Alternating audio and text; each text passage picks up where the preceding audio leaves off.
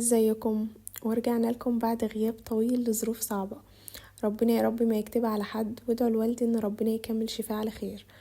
بما اننا في الشتاء قلت ارجع لكم بصينية الكيك الخطيرة دي. الشتاء يعني كيك بالبرتقال. متخيلين ان دي احلى صينية كيك ممكن تجربوها؟ يلا بينا نشوف عملناها ازاي. بس قبل ما نبدأ الفيديو ما تنسوش تعملوا لي لايك وشير ومتابعة. يلا بينا. معايا كوباية من السكر، وزودت عليهم معلقتين من بشر البرتقال، وبوزع بشر البرتقال مع السكر. الخطوة دي هتفرق جدا في طعم الكيك. وبعد كده هجيب البولة وهنزل فيها ب3 بيضات، ولازم يكونوا بدرجة حرارة الغرفة. وبعدين هنزل بالسكر مع بشر البرتقال ومعلقة من الفانيليا السايلة، وبخفق المكونات دي كلها مع بعض لحد ما لونها يفتح خالص والسكر يدوب تماما. وبعد كده هبدأ أضيف المكونات الجافة. معايا 2.5 كوباية دقيق. بنزل بأول كوباية بنخلها بالطريقة دي، بجد حلوة جدا ومش هتبهدل معاكي المكان خالص. وبعد كده هنزل بنص كوباية زيت بالتدريج وانا بقلب بالمضرب كده.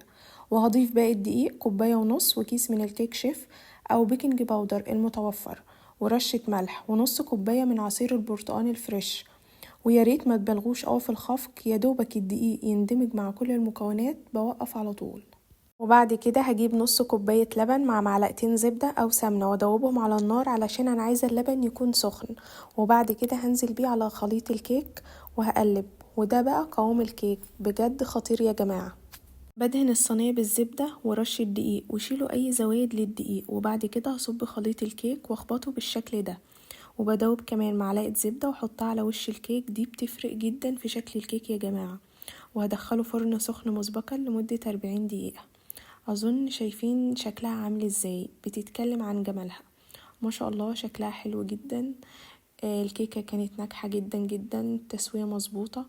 هسيبها تبرد واعمل جليز برتقان عبارة عن كوباية من السكر البودرة و3 معالق عصير برتقان ومعلقتين كريمة خفق، وهقلبهم كويس. انا عملته خفيف عشان انا ما بحبش وانا باكل الكيك احس ان انا باكل سكر. وهنزل بيها على الكيك وقطعتها حجم وسط، علشان كده عملت معايا كمية كبيرة.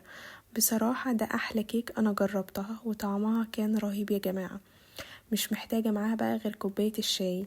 شايفين القطعة متماسكة ازاي وهشة جدا. يا رب تكون الوصفة عجبتكم، وما تنسوش تعملوا لي لايك وشير ومتابعة، واكتبوا لي رأيكم في الكومنتس، واستنونا في فيديو جديد في أكلك ألذ مع بنات العيلة.